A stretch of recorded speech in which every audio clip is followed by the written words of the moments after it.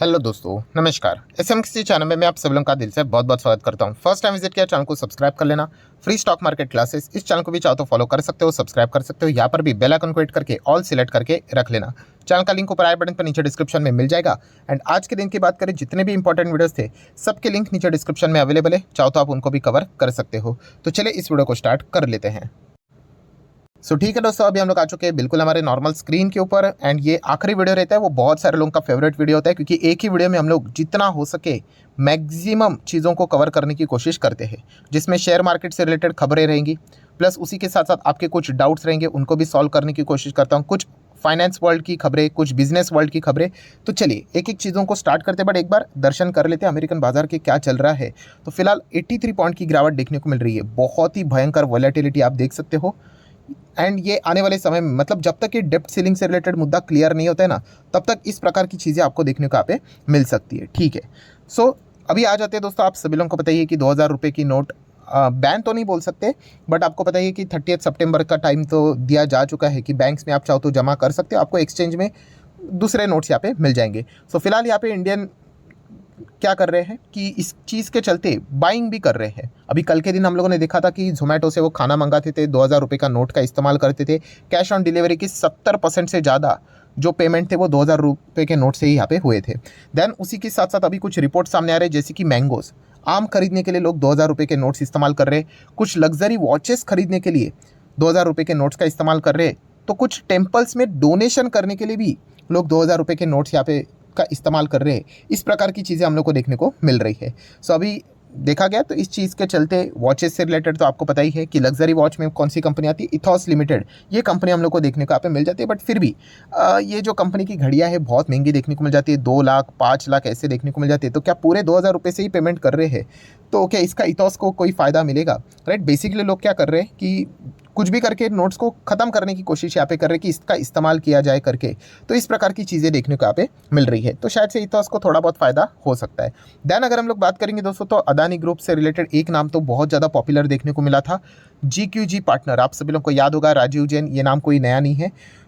इन्होंने अदानी ग्रुप के शेयर्स में निवेश किया था। आपको पता होगा कि उनको फंड की सख्त ज़रूरत थी, एंड अदानी ग्रुप को कर्जा मिल नहीं रहा था, एंड अगर मिलेगा तो बहुत ही ज़्यादा इंटरेस्ट रेट के हिसाब से लेना पड़ेगा, क्योंकि रिस्क बहुत बड़ी थी। तो उनके पास एक ही ऑप्शन था कि उनको अपनी असेट्स बेचने पड़ेंगे। असेट्स मतलब उनका स्टेक अपना बेचना पड़ा था। और इस चीज़ के चलते GQG पार्टनर के राजीव जैन जी जो थे, उन्होंने वो स्टेक यहाँ पे खरीदा था।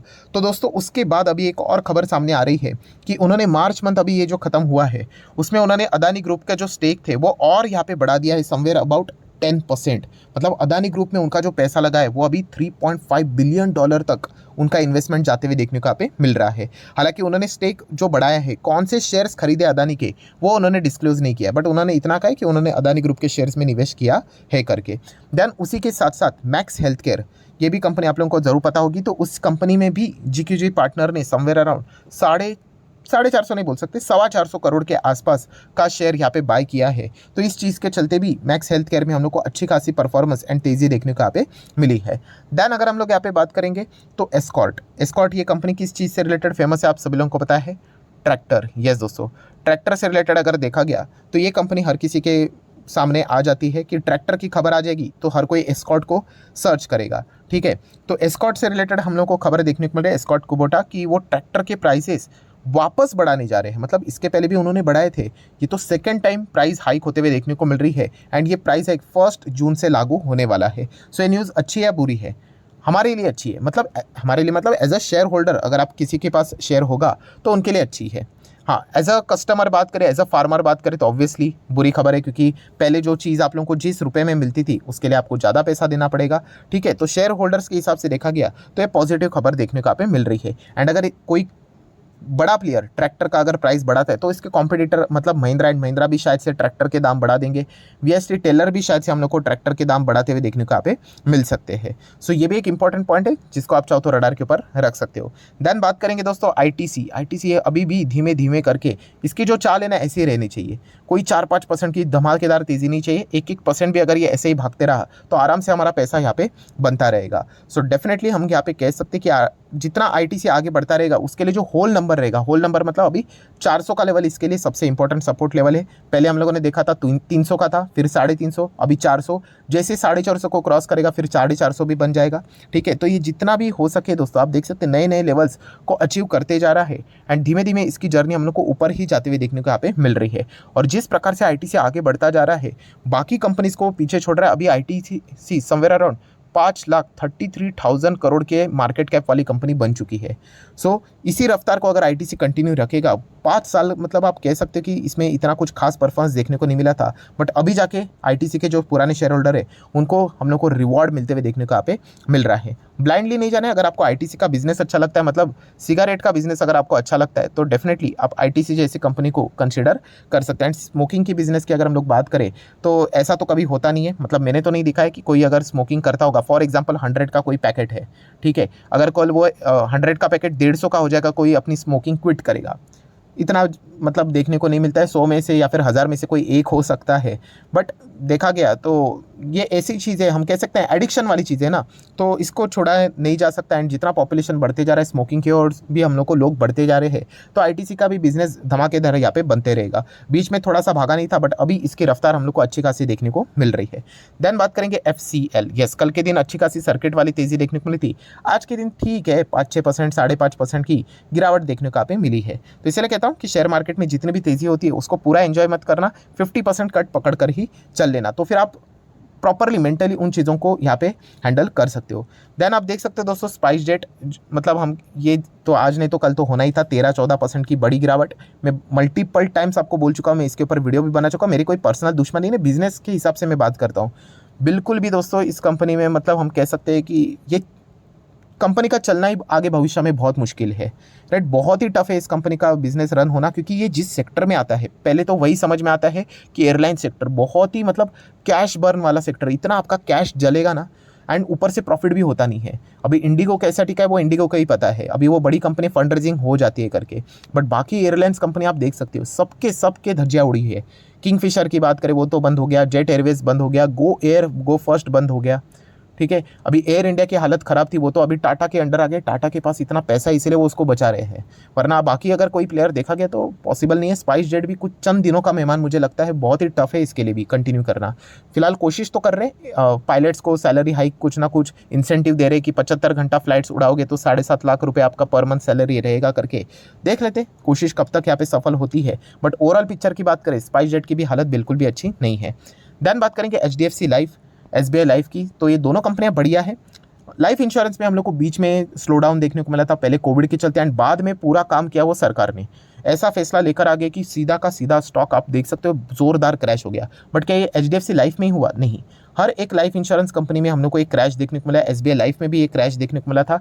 कौन सा वाला?